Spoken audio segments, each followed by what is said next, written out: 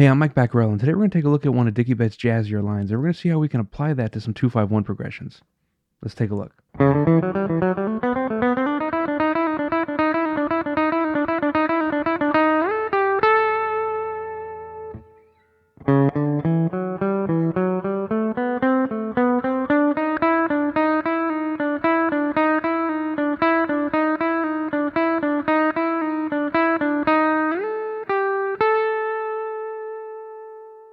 The Allman Brothers band was definitely not a jazz band, but they were definitely influenced and had a love of jazz.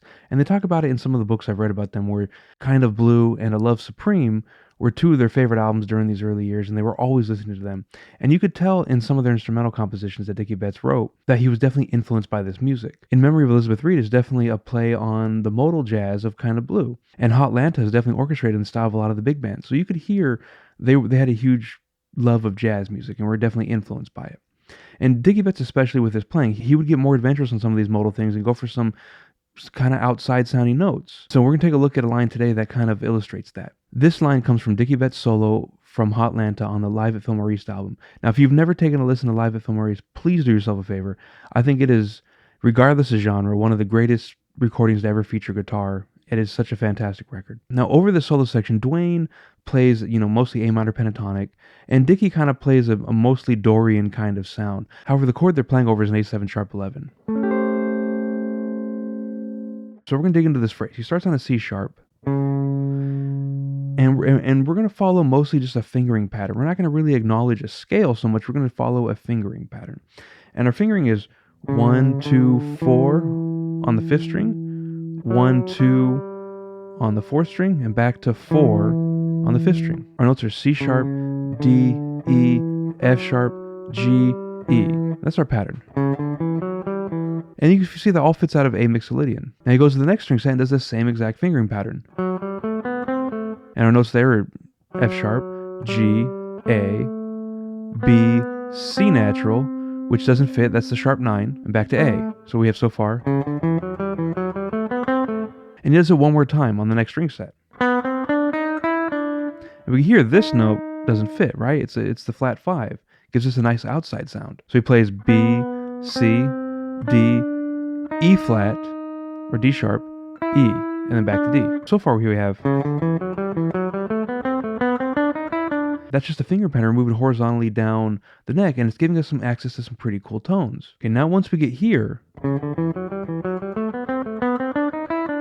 we start this next pattern. We do it 4 times. So our pattern is E flat, E, E flat, D, E, D. We do that 4 times.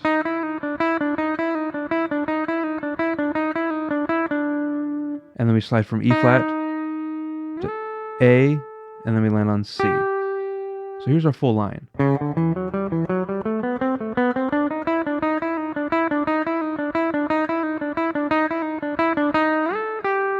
And we land on A. Now we're in 6/8, so rhythmically we're playing all 16th notes until the last couple notes. And that's why we have groups of 6s, because we take our 1, 2, 3, 4, 5, 6, and 1 and 2 and 3 and 4 and 5 and 6, and we end up with groups of 6. 1 and 2 and 3 and 4 and 5 and 6, and 1 and 2 and 3 and 4 and 5 and 6, and 1 and 2 and 3 and 4 and 5 and 6, and 1 and 2 and 3 and 4, 5, 6, 1. So there's Dickey's line, and we could use this over any static dominant chord. If you're hanging on a static dominant chord, you could use this line and just move it around like that. And you could even take it a step further, and go up one more set of strings, and you end up with the major 7. But we're using the same fingering the whole way down, which is really cool. Now let's take a look and see how we could apply this to some 2/5 progressions.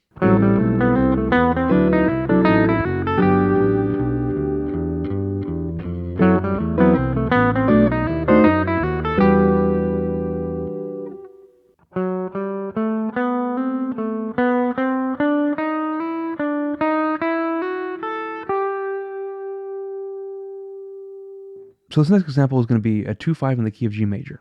We have A minor 7, D7, G major 7. And for this, we're going to be in a regular 4/4 swing kind of situation rather than 6/8. So we're going to start here on the 4th string, and we're going to do the same pattern.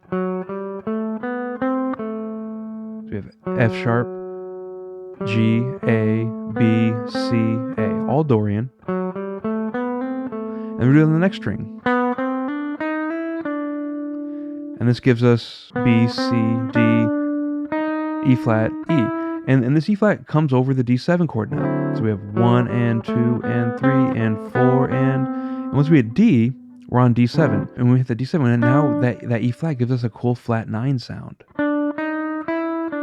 Then we're going to go E flat, E, F sharp, A, and we're going to land on G. So here's our full line.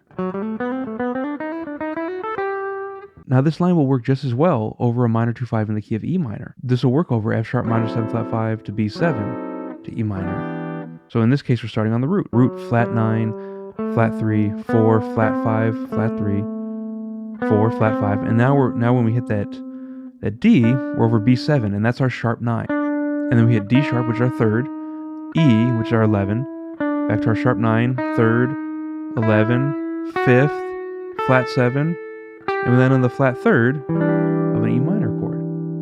So this line can apply to two different situations.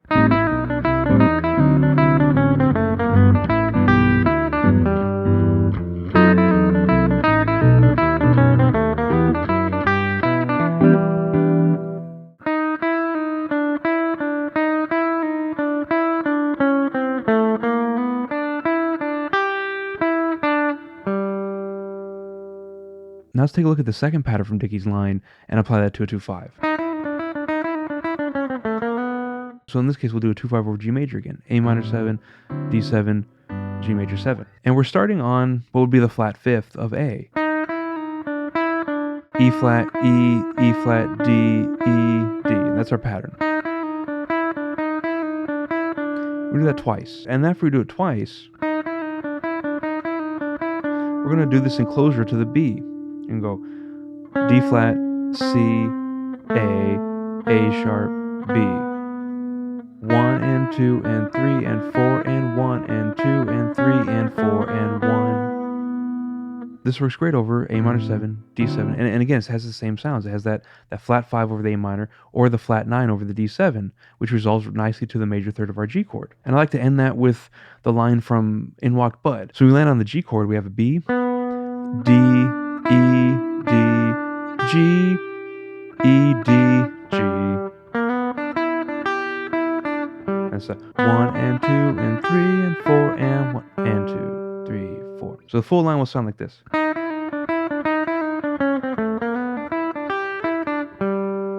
And again, we could apply this just the same over a minor 2-5.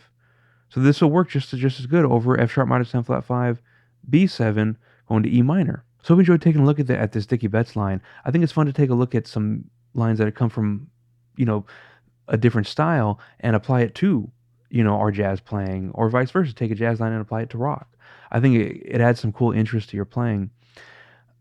Dickey's been one of my favorite guitar players for a very long time, and he's definitely been a huge influence on me. So I hope you get as much enjoyment out of this as I have. Thanks for checking out the lesson. Keep practicing. I'll see you next time.